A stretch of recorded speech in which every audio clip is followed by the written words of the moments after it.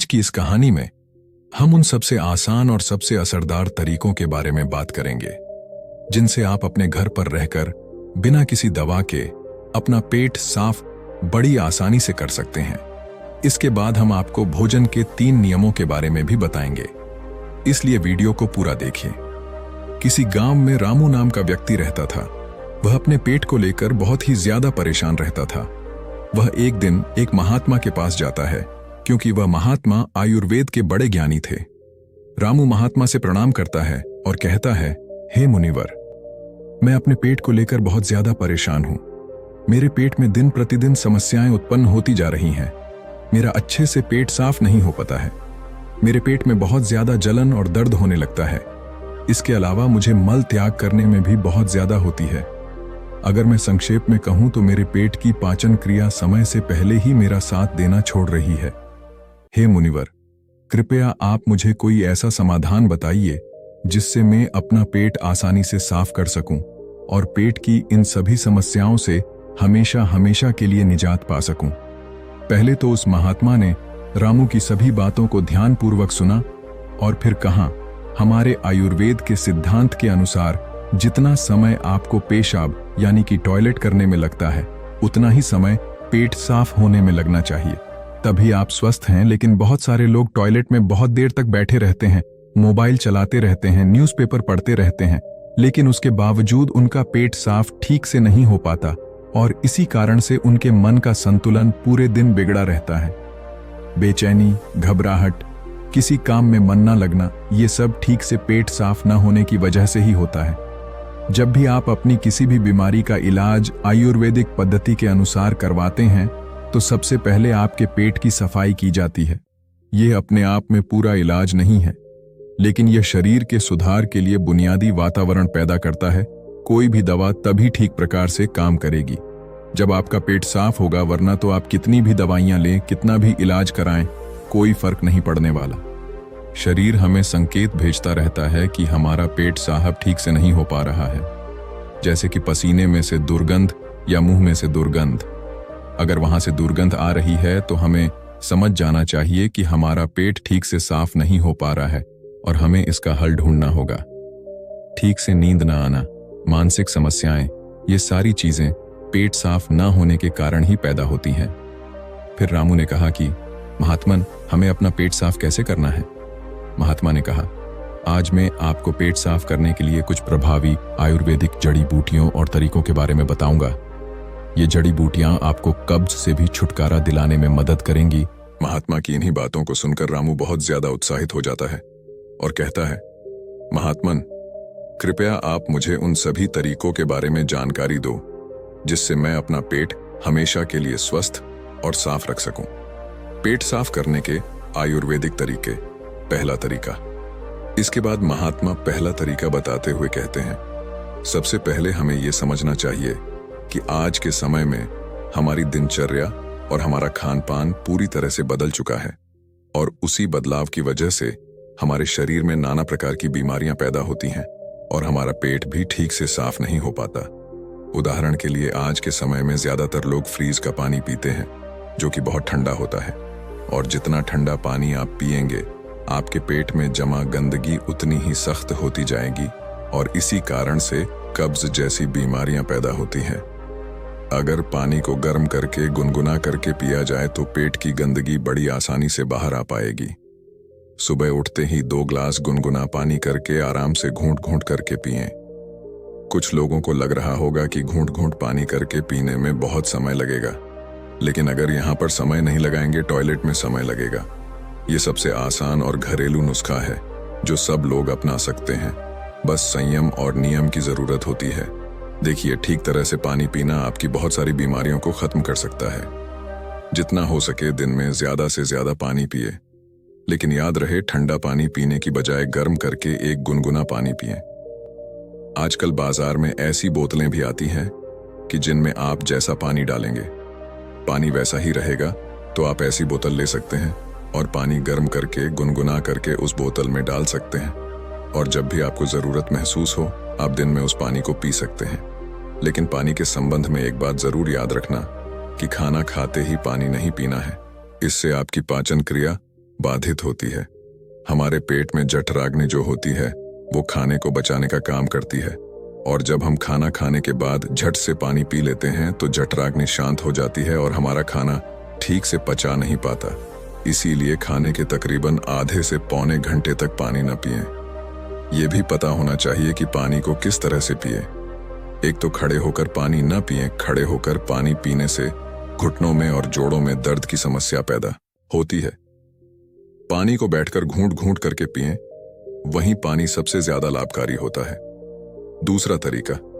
इसके बाद महात्मा ने रामू को दूसरा तरीका बताते हुए कहते हैं कि खाना खाने के बीच में कम से कम 5 घंटे का अंतर होना चाहिए, जिससे कि जो खाना आपने खाया है वो ठीक से हजम हो सके, उसका पाचन ठीक से हो सके। जब हमारा शरीर पाचन की क्रिया कर रहा होता है तब शरीर के बाकी क्रियाएं धीमी रफ्तार पर चलने लगती हैं। कोशिकाओं के स्तर पर शुद्धिकरण धीमी रफ्तार पर चलने लगता है और इस कारण शरीर अपनी गंदगी खुद साफ नहीं कर पाता। लेकिन अगर आप खाने के बीच में कम से कम 5 घंटे का अंतराल देते हैं तो इससे आपके शरीर को पर्याप्त समय मिलता है कि उसकी कोशिकाएं खुद अपनी गंदगी, अपने शरीर की गंदगी साफ कर सके। पश्चिमी भाषा में हम इसे इंटरमिटेंट फास्टिंग भी बोलते हैं, लेकिन इंटरमिटेंट फास्टिंग में ज्यादा समय तक भूखा रहना पड़ता है। उसको हम अर्ध उपवास भी बोल सकते हैं। दोस्तों, अगर उसके बारे में आपको पूरी जानकारी चाहिए तो उस वीडियो का लिंक आपको डिस्क्रिप्शन बॉक्स में मिल जाएगा। तीसरा तरीका। अब महात्मा ने रामू को तीसरा असरदार तरीका बताते हुए कहते हैं, अपने पेट को साफ करने के लिए हमें यह समझना होगा कि जो लार होती है वही हमारे खाने को पचाने का काम करती है।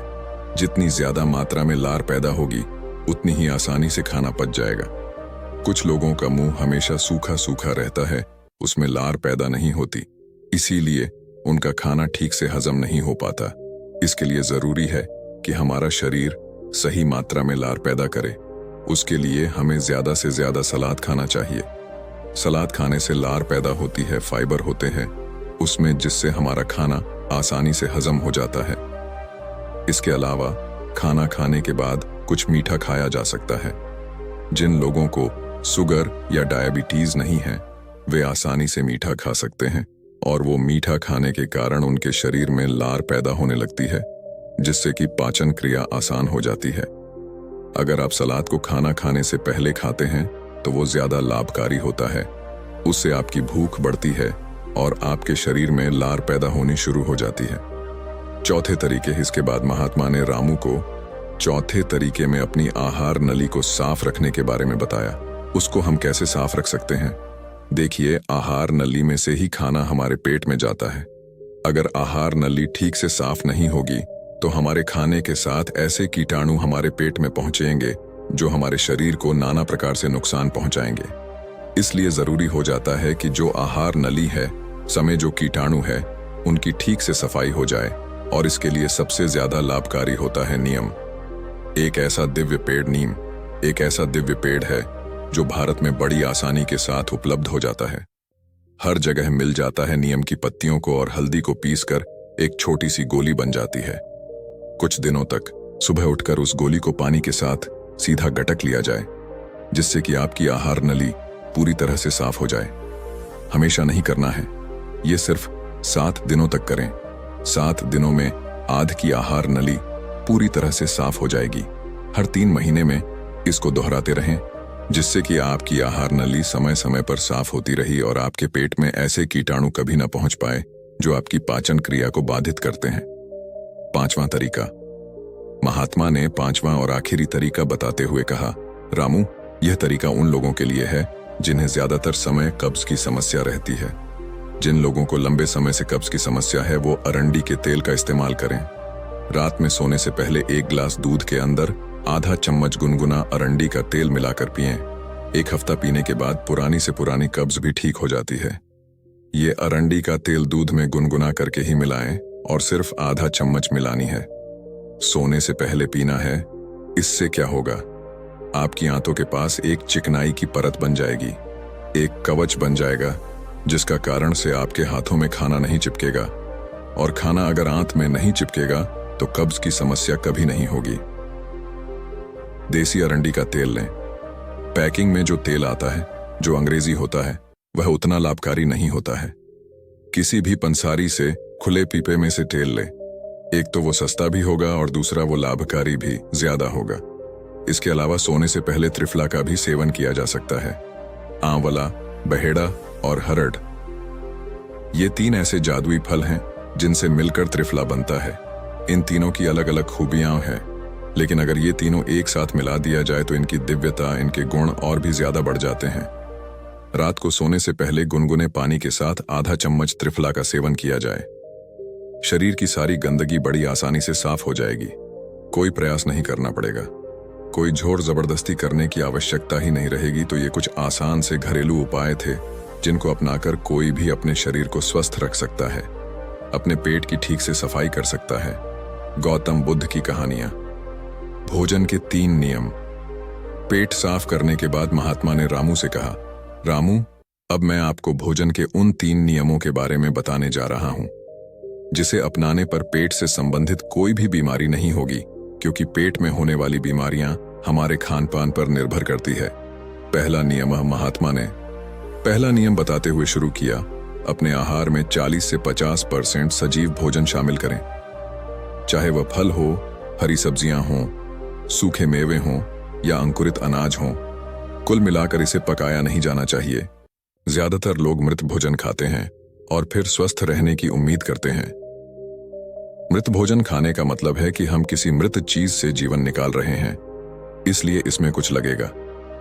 हमारे शरीर से ऊर्जा निकलती है तो यह हमें ऊर्जा देती है। भोजन को पचाने के लिए आवश्यक सभी पाचक रस न केवल शरीर में पाए जाते हैं बल्कि उस भोजन में भी पाए जाते हैं। लेकिन जब हम उस भोजन को पकाते हैं तो उसमें से बहुत से पाचक रस नष्ट हो जाते हैं, और जब हम बिना पाचक रसों के खाना खाते हैं तो हमारे शरीर को उन सभी पाचक रसों को दोबारा बनाना पड़ता है जो नष्ट हो गए हैं। लेकिन किसी व्यक्ति का पाचन तंत्र कितना भी अच्छा क्यों न हो, वह उन सभी पाचक रसों को दोबारा नहीं बना सकता जो नष्ट हो गए हैं। दूसरा नियम। रामू ने पूछा, महात्मन, दूसरा नियम क्या है? महात्मा ने कहा, दूसरा नियम, शुद्ध शाकाहारी भोजन खाएं। यानी जो भोजन पेड़ों से मिलता है, जानवरों से नहीं। मांस, मछली, अंडा न खाएं। प्रकृति ने हमारे शरीर को जानवरों को खाने के लिए नहीं बनाया है। तीसरे नियम। महात्मा ने तीसरे नियम बताया कि बासी भोजन या लंबे समय तक रखा हुआ भोजन नहीं करना चाहिए। 70वें अध्याय के 10वें श्लोक में भगवान श्री कृष्ण कहते हैं कि जो भोजन पकाया जाता है उसे पकाने के 3 घंटे के भीतर ही खा लेना चाहिए, क्योंकि 3 घंटे के बाद वह भोजन तामसिक हो जाता है और उसमें से जीवन समाप्त होने लगता है। इसीलिए भारतीय यौगिक संस्कृति में पका हुआ भोजन किया जाता है। 3 घंटे से ज्यादा रखा तो खाया नहीं। हमारे पूर्वजों ने भी इसी नियम का पालन किया था, इसलिए खाना सीधे चूल्हे से उनकी थाली में आ जाता था। लेकिन आजकल ज्यादातर लोग सुबह का खाना शाम को खाते हैं और रात का बचा हुआ खाना सुबह खाते हैं और कई बीमारियों को निमंत्रण देते हैं। महात्मा ने रामू को तीनों नियम बताने के बाद अपने ध्यान केंद्रित में लग गए और रामू ने महात्मन को प्रणाम किया और वहां से चला गया। तो दोस्तों, यदि आप भी इन 3 नियमों का पालन करोगे तो तुम्हारी बीमारी भी ठीक हो जाएगी और तुम भी ठीक हो जाओगे। ऐसी कहानी बनाने का सिर्फ एकमात्र मकसद है कि इंसान अपना इलाज खुद करना सीखें। पश्चिमी दवाएं, अंग्रेजी दवाएं, एक तो काम बहुत कम करती हैं और काम कर भी जाती है तो वो शरीर में दूसरे नुकसान पहुंचाती हैं जिनका हमें पता ही नहीं होता। लेकिन हमारे आयुर्वेद में वाघभट्ट जी ने ऐसे बहुत सारे तरीके बताए हैं जिनसे घरेलू नुस्खे अपनाकर अपने शरीर को हमेशा हमेशा के लिए स्वस्थ रखा जा सकता है। तो फिर क्यों हम अंग्रेजी दवाओं की तरफ दौड़ रहे हैं? हमें अपनी सभ्यता, अपनी संस्कृति और अपने ज्ञान पर भरोसा करना चाहिए, उसे अपनाना चाहिए, उसके बारे में पूरी जानकारी लेनी चाहिए। हर घर में जिस तरह से धार्मिक पुस्तकें होती हैं उसी तरह से अष्टांग हृदयम जैसी किताबें भी होनी चाहिए जिनका रोज अध्ययन करना चाहिए, जिसमें शरीर के बारे में सारी जानकारी उपलब्ध होती है। पहले यह किताब संस्कृत में होती थी, लेकिन अब उसका हिंदी अनुवाद भी आ चुका है तो समझने में कोई ज्यादा समस्या नहीं होगी। दोस्तों, कैसी लगी ये कहानी? आपको अगर अच्छी लगी, सहायक लगी तो अपने सगे संबंधियों के साथ इसको जरूर साझा करें। चैनल को सब्सक्राइब करना